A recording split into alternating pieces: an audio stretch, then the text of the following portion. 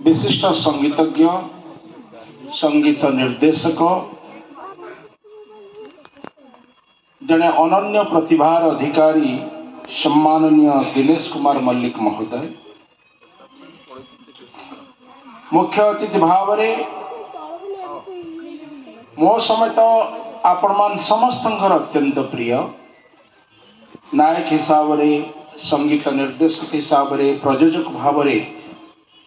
सारा ओडिशा रे घरे घरे परिचित सम्माननीय श्रीकांत गौतम महोदय सुनामधन्य प्रयोजक गीतिकार निर्देशक प्रेमचंद महांती महोदय दानगदीर जनप्रिय प्रशासक वीडियो भाव में बा मंडल उन्नयन अधिकारी भाव में लोकंक पाई काम करुवा सम्माननीय प्रदीप सेठी महोदय सम्माननीय गवेषक शुभेन्दु भूया महोदय मोर बंधु तथा सारस्वत जगत कार्य करुवा सम्माननीय हरिहर स्वाई महोदय मंचासीन समस्त अतिथिगण मंच सम्मुख में बसी ओडिशार पुरपल्ली कला को भल पाउथुबा संस्कृति को भल पाउथुबा दिनेश मल्लिक को उत्साहित एवं तांको कार्य को आउ टिके प्रसार प्रचार करिबा पाई ए प्रेक्षालय उपस्थित वरेण्य सज्जन मंडली शीत महोत्सव को उपभोग करी आसीथिबा कलाकार माने सांबादिक बंधु माने विज्ञ प्राज्ञ सज्जन मंडली समस्त को मोर ए विरजा क्षेत्र भूमिष्ठ प्रणाम।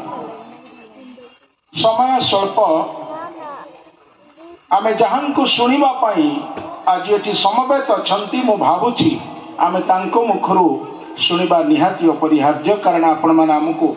ए जाजपुर माटी अनेक क्षेत्र में आपण माने शुणुचंती। आज बजेट अधिवेशन जेतेबेले संसद रे जारी रही शीत महोत्सव गोटे अनन्य वार्ता हमको दौची से वार्ताटी कौन ना संस्कृति कला एवं महोत्सव को बंचेवा हेले कला को बंचेवा हेले साधना सहित संसाधन आवश्यक थाए। साधना अनेक लोक करुचंती साधनारू सिद्धि प्राप्त हुए आमे जानती किंतु साधना पछरे आपण मानकर जदि संजोग न रहिबो संपृक्ति न रहिबो एवं साधनार परिप्रकाश विकास पाई जदि संसाधन अर्थात जहाँ को इंग्राजी रे रिसोर्स कहा जाउची एवं आमे ताकू कहउचंती जदि अर्थ आवश्यक न हुए ताहाने गोटे मनोरम परिवेश भितरे एभली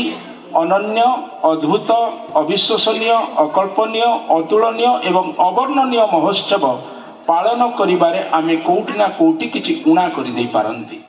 जो क्षेत्र माँ विरजांग पाई 51टी शक्तिपीठ भाव में आज समग्र भारत वर्ष रे आमे विरजा क्षेत्र को जेतेबेले बुली आसी मु निवेदन रखिबी जगतसिंहपुर माटी ढेंकानाल माटी भुवनेश्वर जो अतिथि माने आसी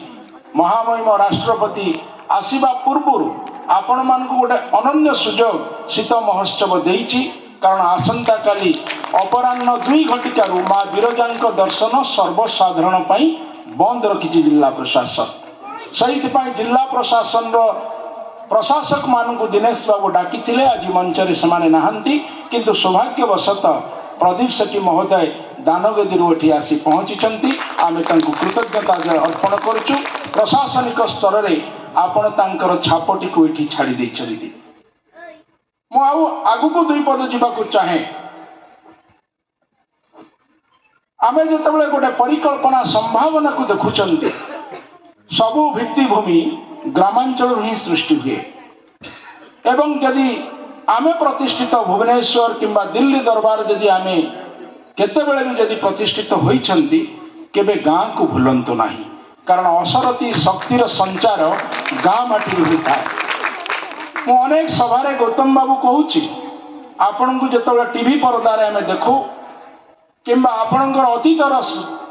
जेते चलचित्र आमे देखू अतीतर से स्मरणीय मुहूर्त गुड़िक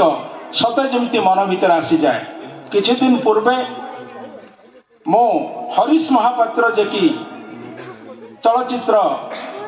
जगतर जड़े सुनामधन्य व्यक्ति तांको सहित जिते मु कथा होउतिली से भाव विहल हो पड़ुले। अतीत आमको वर्तमान को चलने को शिखाए एवं वर्तमान भविष्य निर्माण करने गोटे परिकल्पना मु सब मंचरे कहे the ancient capital of Odisha will be the future capital of Odisha. ये बिरजा क्षेत्र अतीत जो राजधानी थिला गोटे समय आसब हुए तो मु न थी पारे आमे अनेक लोक न रही पारिबा किंतु भविष्यतर परिकल्पना क्षेत्रेश्वरी माँ बिरजा आमको जो शक्ति देइचंती से शक्ति को आमे संरक्षण करिबारे से परंपरा को बंचैबारे एवं से कला एवं आत्मीयता भितर विभोर होबार गोटे सुजोग आमको शीत महोत्सव देइची। तेबे बंधुगण आज आमे सही भली गोटे शीत महोत्सव रे अछंती आउ किछि दिन परे तापमात्रा 50 पाखापाखि छुईब आउ शीत वस्त्र आमको दरकार हब नहीं। पुनश्च अक्टोबर शीतुआ सकाळ जेतेबेले सूर्यंकर नम्र किरण आम उपरे पड़िबो फिर सेतेबेले